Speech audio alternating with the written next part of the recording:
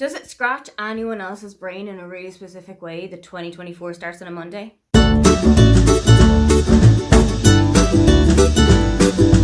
Hi, welcome, come on in. My name is Aoife and today I am taking you through how my reading goals for 2023 went, and also I'm filling you in on what my plans are for 2024. 2023's reading went in a way. Most of my goals, I kind of forgot about them halfway through the year. I did a little goals catch up in maybe June or July and things were not going according to plan.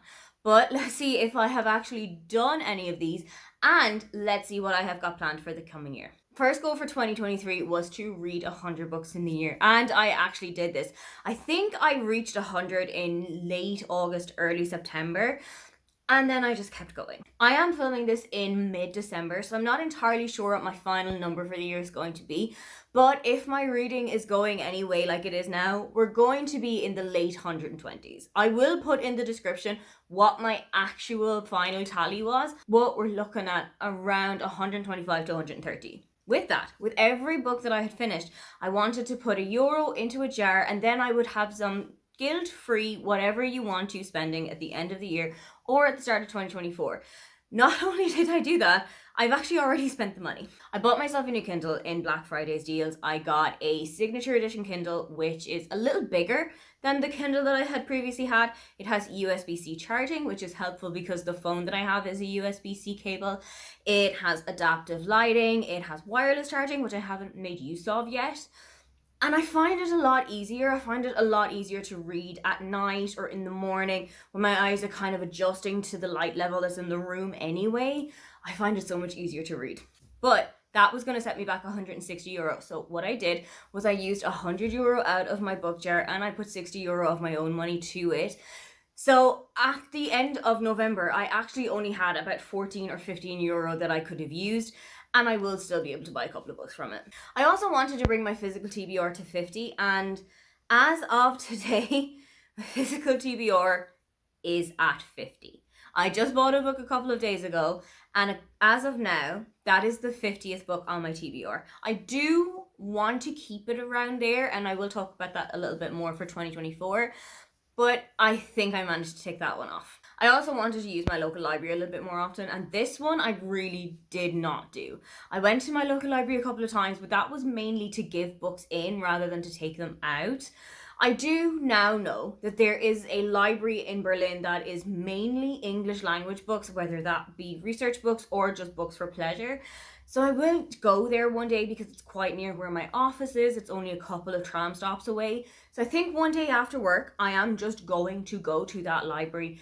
The library card that I have at the moment is valid for all of the public libraries in Berlin. So there isn't a worry of, oh, I'm not going to be a member here or I'm going to have to go through extra hoops to pick up a book here. There's none of that, any kind of pressure. I can just walk in, find a book on the shelf and take it home. I also wanted to complete the Pop Sugar and the Buzzword reading challenges, and I left this so late. I actually completed both of them with the same book, A Christmas Carol, on Christmas Eve night. I managed to wait right until the 11th hour, but I did get this one ticked off. Finally, I wanted to read at least 2 NetGalley books a month, and this really did not happen. From the numbers, it kind of did. I think I read about 14 or 16 NetGalley books around 2023, but I didn't actually do 2 a month. I didn't specifically say, oh, I'm going to read this NetGalley book this month and this NetGalley book this month. I just didn't pay attention to it, I think, as much as I really wanted to. I do know myself that I need to pay a little bit more attention to actually reading the books part of NetGalley as much as I do to the requesting the books side of NetGalley. I think I need to find a better balance here. So hopefully 2024 can bring something for that. Now that we have talked about last year, let's actually talk about this year. Some of these are going to be repeats of previous book resolutions that I've already had. Some of them are going to be a little bit different. One of them is actually a little bit related to my channel and how I'd like my channel to go a little bit, but most of them are actually just how I would like to read.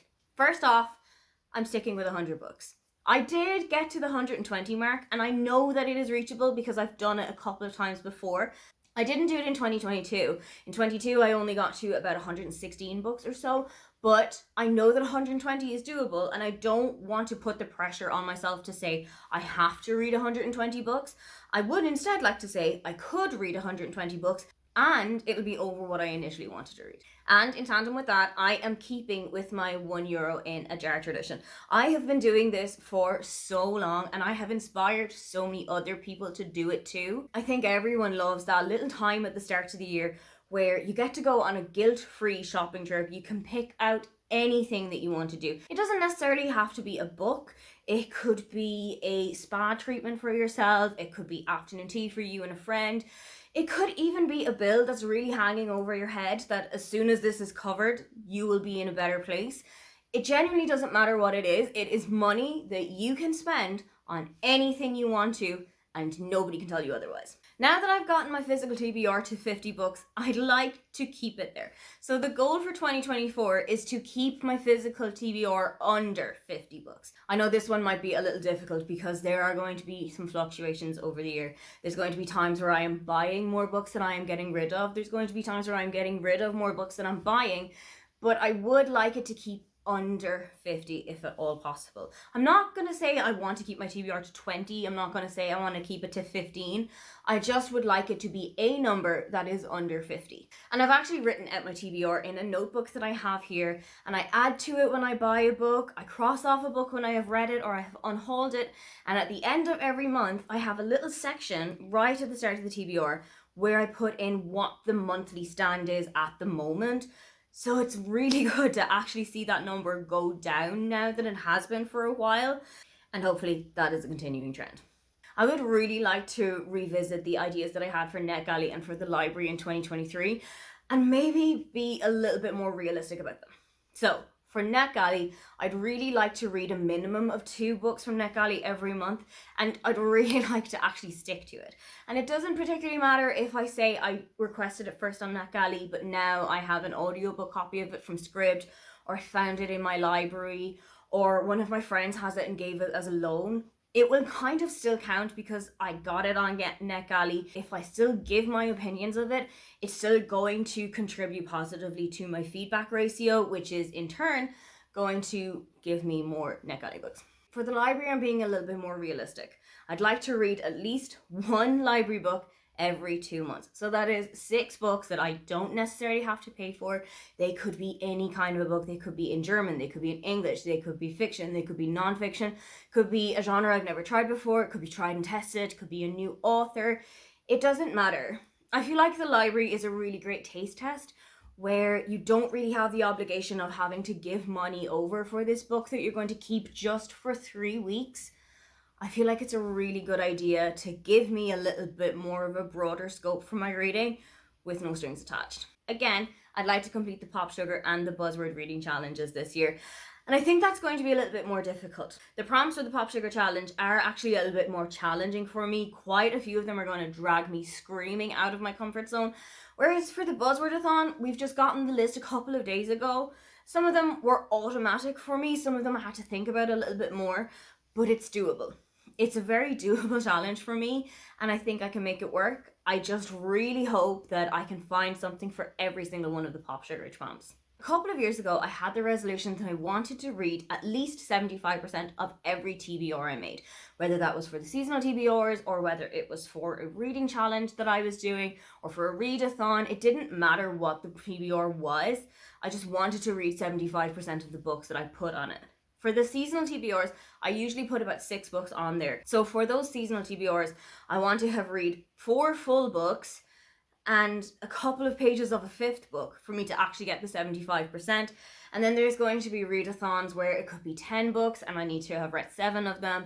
There could be like 5 books, I only need to have read whatever the amount is. I don't do mathematics. Whatever the amount is, I'd really like to have said by the end of it, I have ticked off 75%, 3/4 of the books that I initially set off to do. I feel like the last 2 resolutions that I have for 2024 are personally the more demanding and the more challenging ones. The first one is to read a book that I have not read yet in English in German. I've read a couple of books already in German, but the thing is, those are 2 books that I've actually already read in English. I have read Matilda, which was one of my childhood favorites, and I have read Take a Hint, Danny Brown. In German, it's known as Chasing Danny Brown, and that's my favorite book of the Brown Sister trilogy. But I think I need to go a little bit deeper. I am fairly confident about my level of German. It's fairly high. I understand quite a lot of conversations that are around me. My writing at times could do with a little bit of work, but it's up there. And one of the best ways to learn a language is to immerse yourself in the media. So to watch a TV show or to listen to a podcast or to read a book. So what I think I need to do to figure out if I can actually read a book in German is to read a book in German, but one that I don't have any prior knowledge of, one that I don't know the plot already, one that I'm not familiar with the characters, one that I actually need to concentrate on. Finally, I would like to host sprints more, and it doesn't matter if I am hosting them by myself. In the month of August, I hosted quite a few sprints for the Amazing Readathon. I've also joined with Neva from Reading with Neva. She does 24-hour sprints on a monthly basis, and I have joined in with her, usually on Saturday morning at 10 a.m. my time, and I've really had a lot of fun doing them. I have met new people that I didn't know before. I've given myself the opportunity to put myself out there, to introduce myself to a new audience, and I have actually read books. I am part of that little group of people who can't read as well anymore without sprints. And I feel like I need that little push to get me reading a bit more, to help me find new friends in the community, to help me grow my channel a little bit more. And I feel like sprints is a really great way to do that because there is engagement from both sides when you're hosting them. I just really need to get over the kind of fear and the anxiety and the worry of hosting them by myself, of saying I'm not going to be funny enough or on the ball enough or have enough energy to hold a show for 4 hours minimum on my own. But I know a lot of people who have done it, and I know a lot of people who can do it, and there is no reason to think why I can't do it either. Those are all of my reading and channel resolutions that I have made for myself in 2024. Are there any that you have that you are looking forward to having ticked off by the end of the year? If you would love to leave me a comment but you can't think of anything that you would like to say, then just leave me the graph emoji. Don't forget to like and subscribe because I have new videos up every week. Now, get on out of here.